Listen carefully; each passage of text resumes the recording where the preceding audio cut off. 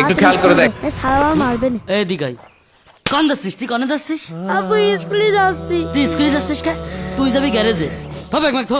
এই টাকা ধর, এই 10 টাকা দিয়ে একটা ডিম কিনে নিয়ে আসবি। ঠিক আছে। তুই ডিম কিনে নিয়ে আসলি, আমি ওই ডিম ভেজে ভাত খাবো। পথে যাতে যাতে যদি কারোর সাথে খেলা করিস, তোর আজকে দুপুরের খাওয়া বন্ধ। আচ্ছা তা। আব্বু।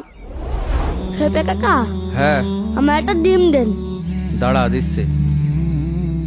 নে সাবধানে যাস। আচ্ছা কাকা। আহারে শ্যামড়াটা পড়ে গেল। ডিম হয়ে গেছে। আহারে ওট ওট ওট ওট ওট। লাগিনি তো। ডিম ফেলে কি করেছিস ও? কাকা আমার ডিম ভেঙে গিয়েছে কাকা। তার ডিম ভাঙবে না, তোর সাবধানে আসতে গেলাম, তুই দৌড়তে দৌড়তে আসছিস। ডিম পড়ে কি হয়েছে ও? কাকা আমার একটা ডিম দেন কাকা। ডিমটা তো আমি তোমার অবশ্যই দেবো, তার জন্য তো 10টা টাকা দেওয়া লাগবে। কাকা আমার কাছে কোনো টাকা নেই কাকা, আমার একটা ডিম দেন। তা টাকা না থাকলে তোর ডিম দেবো কি করে?